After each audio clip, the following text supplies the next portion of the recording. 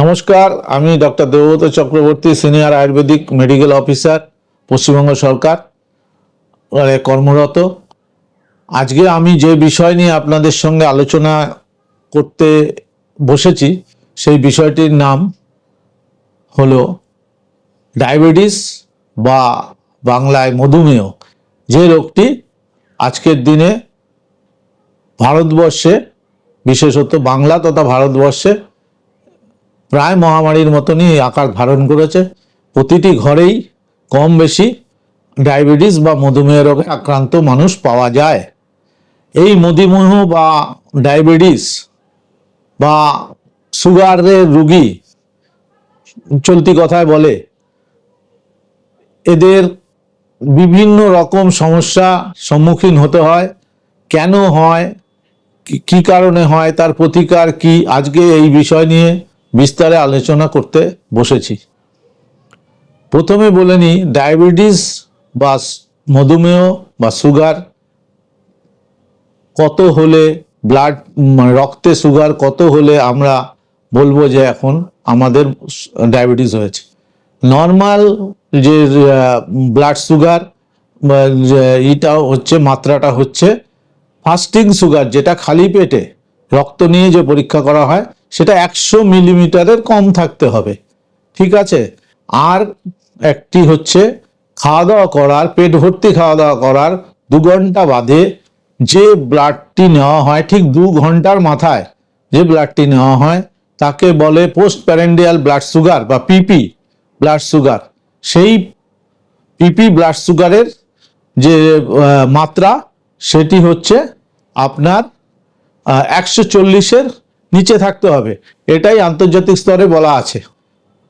তো এর বেশি যদি হয় তাহলে কি বলবো ডাক্তারবাবু আমার সুগার হয়েছে?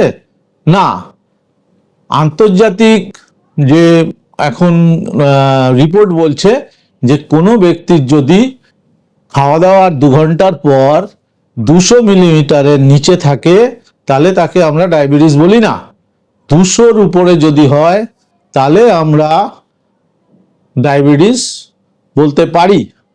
তাই এবং এর জন্য যে প্রথমেই যদি কারুর দেখা গেল 140-এর জায়গায় 150 তার খাওয়া দাওয়ার পর রিপোর্টে এসছে, তাহলে প্রথমেই যদি সেই ব্যক্তি আমার কাছে আসে, তার যদি রিপোর্টটি সে করে নিয়েই আসে, অনেক ক্ষেত্রে আজকাল লোকের সচেতনতা এতই হয়েছে এই বিষয় যে সবাই আজকাল মোটামুটি সুগারের রিপোর্ট নিয়েই ডাক্তারবাবুর কাছে আসেন। ডাক্তারবাবু আমার তো 150, হয়তো প্যাথোলজি যেখানে করেছে ব্লাড টেস্ট সেখানে বলেছে তোমার তো অনেক হাই হয়ে গেছে, তো সেই জন্যই চলে আসে। তো আসলে পরে আমরা দেখে বলি না, এখন আপনার বাড়ির, এবার আমি তাকে জিজ্ঞেস করতে হয় বাবা মার আছে কিনা, বংশে আর কারো কাছে নাকি। যদি বাবা মার উভয়েরই থাকে বা বাবা বা মার কারুর একজনের থাকে তাহলে তার সেক্ষেত্রে ডায়াবেটিস বা সুগার হওয়ার প্রবণতা অনেকটাই বেশি থাকে। তো সেটা আমার পরিবারের ইতিহাসটা নিতে হয়, ফ্যামিলি হিস্ট্রি, তো সেটা নিয়ে আমরা অনেকটা জানতে পারি।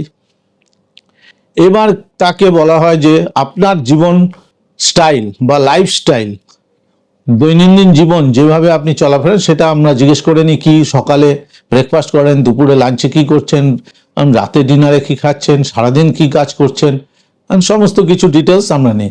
এবার দেখে নিই যদি তার তার অফিসিয়াল কাজ, সে কম্পিউটারে বসে কাজ করছে, তাকে আমরা তাহলে তার মতন বলি যে আপনি অন্তত দিনে 40-45 মিনিট হাঁটার আর করুন, লাইট ফ্রি হ্যান্ড এক্সারসাইজ করুন। হ্যাঁ, এইগুলো করে তাকে প্রথমেই আমরা ওষুধ দিই না, তাকে আমরা 1-2 মাস ওয়েট করি যে লাইফস্টাইল পরিবর্তন একটু চেঞ্জ করে যদি দেখা যায় যে তার সুগারের কোনো, তারপরে আমরা আবার রিপোর্ট করতে দিলাম, দেখলাম যে না, তার 140-এর নিচে 138, হ্যাঁ 135, 130 এরকম চলে আসলো, তাহলে তাকে আমরা আর সুগারের ওষুধ দিই না। এবার তাকে আমরা বললাম আপনি আপনার লাইফস্টাইলটা খালি একটু পরিবর্তন করে চলুন, দেখবেন আপনি ভালো থাকবেন।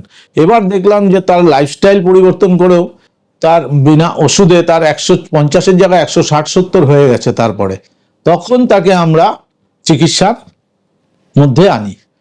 কেউ যদি হঠাৎ করে এসে তার ব্লাড রিপোর্টেই দেখালো 150-60, তাকেই আমরা ওষুধ দিই না, প্রথমে তাকে একটু লাইফস্টাইল চেঞ্জ করতে বলি, যা জীবনে খাওয়া দাওয়া, যা যেভাবে চলাফেরা করছে সেগুলোকে একটু পরিবর্তন করাই। এই পরিবর্তনের মাধ্যমে যদি তার রিপোর্টের পরিবর্তন হয়, তবে আমরা আর তাকে ওষুধের মেডিকেশনে দিই না। যাই হোক, সুগার বা ডায়াবেটিস দু প্রকারের আছে, একটা হচ্ছে টাইপ 1, একটা হচ্ছে টাইপ 2 ডায়াবেটিস। টাইপ 1 ডায়াবেটিসটা কোনটা বলা হয়ে থাকে? যারা সদ্যজাত শিশু, অনেক ক্ষেত্রে বাচ্চা, হ্যাঁ, তাদের ক্ষেত্রে আমরা যে সুগারের রিপোর্ট বেশি পাই তাদেরকে আমরা টাইপ 1 ডায়াবেটিস বলি। এটা সাধারণত বাচ্চাদেরই হয়ে থাকে। তাই এই ডায়াবেটিসের আরেকটি নামও আছে, তার নাম জুভেনাল ডায়াবেটিস। ঠিক আছে, এটা বাচ্চাদেরই বেশি হয়। এরপরে যেটা আমরা 100 জন রোগীর মধ্যে 90 জনের ক্ষেত্রেই পাই, তার নাম টাইপ 2 ডায়াবেটিস। এটা সাধারণত প্রাপ্তবয়স্কদেরই হয়ে থাকে। এই টাইপ 2 ডায়াবেটিসেই ওকেই আমরা সাধারণত আমাদের মোকাবিলা বেশি করতে হয়। শিশুদের ক্ষেত্রে হয়তো অনেক কম হয়, এই টাইপ 1 ডায়াবেটিসটা শিশুদেরই হয়, কিন্তু সেটা কম, 10% আমরা সাধারণত দেখে থাকি। আচ্ছা, এই 90% যে টাইপ 2 ডায়াবেটিস, এর পদ্ধতি হচ্ছে ওই 140, 50, 60, 70, 80, 90 এর মধ্যে যদি থাকে সুগারের লেভেল, তাহলে আমরা তাকে বিভিন্ন রকম তার লাইফস্টাইল পরিবর্তনের প্রথমে বলে থাকি যে আপনি আপনার যা জীবন চলছেন সেই চলুন। বাড়িতে যদি লিফট থাকে, লিফটটাকে ব্যবহার না করে আপনি হেঁটে নামবেন, হেঁটে উঠবেন, এটা বলে থাকি। অফিসে যে বসে বসে কাজ করেন, সেই কাজ করে মাঝে মাঝে অফিসের চেয়ার থেকে উঠে একটু হাঁটাহাঁটি করবেন। আপনি অফিসে বাড়ি থেকে যে যাতায়াত করেন, হয়তো বাসে করে যাচ্ছেন, বাস স্টপেজ থেকে আপনার বাড়িটা যদি একটু দূরে হয়, সেটা রিক্সা বা অটোতে না ধরে হেঁটে আসার চেষ্টা করবেন। তাতে করে আপনার অনেকটাই হয়। এবং হাঁটলে পরে আমরা দেখেছি এই ওয়াকিংয়ের মাধ্যমে ডায়াবেটিসকে অনেকটাই বশে রাখা যায়। আর ওষুধ, সবাই একটু ওষুধটা খেতে সবাই একটু অনীহাই করে, কে আর চায় ওষুধ খেতে বলুন না? ওষুধের তো একটা থাকেই। তো যাই হোক, আমাদের আয়ুর্বেদিক যে চিকিৎসা, সেই চিকিৎসাতে বিভিন্ন রকম আয়ুর্বেদিক ওষুধ আছে যার পার্শ্ব প্রতিক্রিয়া খুবই কম, বলতে নেই বললেই চলে। তবুও ওষুধ খেতে হয়। কোনোটা তিতা, কোনোটা তিক্ত, কোনোটা কটু, এই ধরনের তো থাকেই। তো আমাদের যে প্রধানত যে ওষুধগুলো আমরা দিয়ে থাকি আয়ুর্বেদ শাস্ত্রের, সেগুলোর মধ্যে গুলঞ্চ হচ্ছে প্রধান গিলয়, তার মধ্যে জাম্বির চূর্ণ আছে, মেথি চূর্ণ আছে, ঘুরমার আছে, হ্যাঁ, এই সমস্ত দিয়ে আমাদের যে ওষুধ, আমরা বিভিন্ন ধরনের ওষুধ রয়েছে, সেই ওষুধগুলো আমরা প্রয়োগ করে থাকি। এবং এর দ্বারা আমরা অনেক রোগী, ভালো বলতে পারবো না, ডায়াবেটিস যেহেতু ভালো কোনো নেই, সেক্ষেত্রে আমরা একে বশে রাখতে পারি, কন্ট্রোল করে রাখতে পারি ডায়াবেটিসকে। আর ডায়াবেটিস কন্ট্রোলে থাকলে আপনি দীর্ঘকাল জীবনযাপন করতে পারবেন, 20-30 বছর কোনো বিষয় নয়। তো এটাই হচ্ছে এই ডায়াবেটিসের। এবার আপনার যে মধুমেহ, একে আপনার বশে রাখতে গেলে আপনাকে কিছু নিয়ম পালন করে চলতে হবে। নিয়ম বলতে ধরুন আপনার দৈনন্দিন জীবনে যা যা কর্ম করে থাকেন, সবাই তো এক ধরনের কর্মে নয়।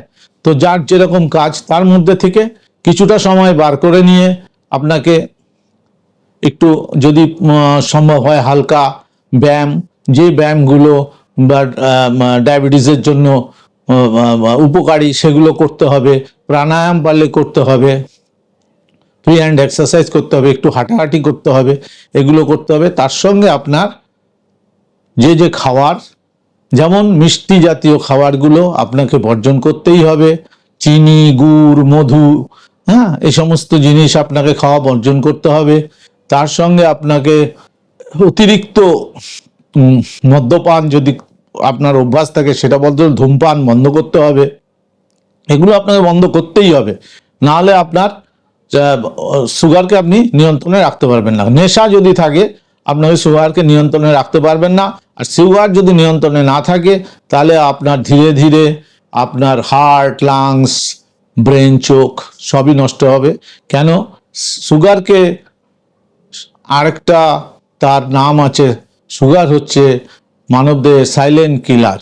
নিঃশব্দে আপনার শরীরের প্রতিটি অঙ্গকে সে নষ্ট করে দেবে, ড্যামেজ করে দেবে।